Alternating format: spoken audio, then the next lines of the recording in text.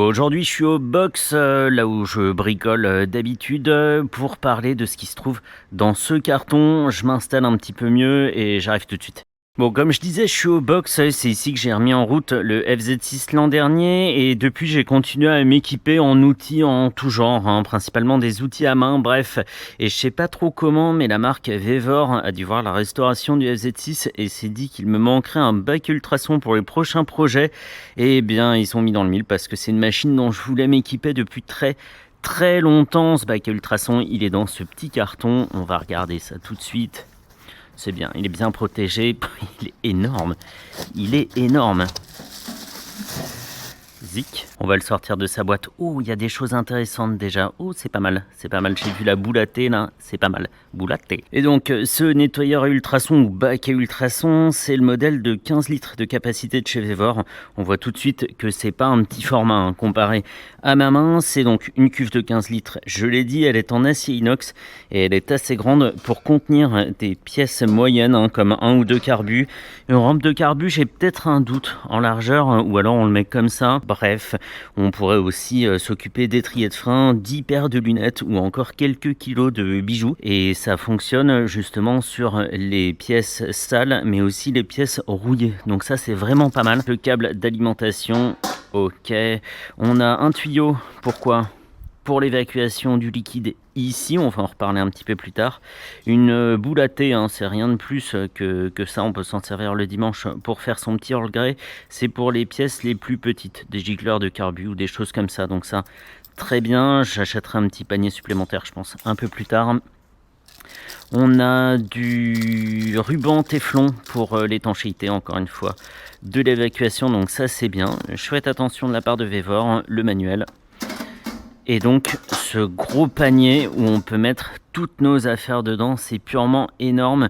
Il fait un peu plus de 20 cm de large, il doit presque faire 25 par 23, un truc comme ça, c'est pas tout à fait un carré. Et au fond, une évacuation et devant un panneau de contrôle qu'on va détailler tout de suite. On peut donc régler la température ici entre 0, c'est pas très intéressant, et 80 degrés, donc ça c'est bien. Et on peut programmer un minuteur entre 0, là encore une fois c'est pas très intéressant, et 30 minutes. Donc on peut monter jusqu'à 30 minutes à 80 degrés pour un nettoyage hyper complet, donc ça c'est bien, hyper puissant. Parfait. Pas ok d'utiliser la cuve vide, ok de l'utiliser pleine. Ne pas démonter, ne pas toucher la prise avec les mains mouillées, c'est vrai. Effectivement, ne pas utiliser quand la cuve n'est pas remplie. Mais dis-moi, Jamy, comment il fonctionne ce bac à ultrasons ? Eh bien, on remplit la cuve de produits nettoyants, ça se trouve dans le commerce ou sur les sites de vente en ligne. On règle la température de chauffage, je l'ai dit, le minuteur, et on laisse la fréquence de 400 kHz faire son boulot. Cette fréquence, elle est importante, hein. Elle veut dire que les ondes dans l'eau vibrent 40 000 fois par seconde. Ça va créer des compressions et des décompressions dans le liquide de façon très rapide, ce qui va entraîner la création de bulles ou de bulles de vide, pour être précis, puis leur effondrement, et c'est ce qu'on appelle la cavitation. Et c'est ces milliers de petites implosions qui vont décrocher les impuretés sur les pièces à nettoyer. Bien, une fois qu'on a fini, et si le produit est trop sale pour être réutilisé, on vidange la cuve avec la vanne sur le côté, comme ça il n'y a même pas à porter l'appareil pour le vider, parce que l'appareil en lui-même pèse déjà presque 9 kg, plus les 15 kg de liquide, ça doit être ingérable, c'est le meilleur moyen pour en mettre partout. Bon, et comme j'ai pas d'électricité au box, pas encore, tout du moins, le reste du test se déroule dans ma cuisine et j'ai réussi à retrouver des pièces sales, donc c'est pas mal. Et en plus, je suis passé en chercher chez mon garagiste. Ça, c'est, je ne sais pas, il y a une poulie ici, mais c'est bien crade. C'est surtout le but, de voir comment ça ressort. Donc on voit la pièce, zig zig zig, tu vas dans le bain. Merci. Ensuite, j'ai trouvé un étrier de frein. Voilà, je sais que quand on les nettoie, il faut retirer le piston, mais on va pas le faire. Et dernier truc, un injecteur. Alors l'injecteur, c'est spécial, c'est aussi pour le nettoyer de l'extérieur, parce que quand on veut nettoyer un injecteur bien comme il faut qu'il soit sous pression, en plus d'être avec les ultrasons. Donc ça, Boum, ok, très bien. J'ai acheté 500 ml de produits pour Ultra Schleineschlingerin, et c'est un truc allemand. 500 ml comme ça m'a coûté... Oh, pardon, je m'y attendais pas. Ça m'a coûté 8 €. On va tout mettre, hein. Parfait, bah je mettrai pas tout finalement, on va laisser ça comme ça. Petit bouton derrière, où es-tu petit bouton? Tu es ici. Ça, qu'est-ce qu'on lit là 7,78, actuel 45 parce que c'est de l'eau chaude. Ça se lit très mal sur la GoPro, mais ça se lit bien en vrai. 7,70, c'est en train de baisser à 44 minutes. 17 minutes. Ah ouais, 17 minutes. Wow, le bruit de dingue. Un bruit de ouf. Je vais être obligé de quitter la pièce, hein. On se retrouve dans 16 minutes 50. Ouh. Bon.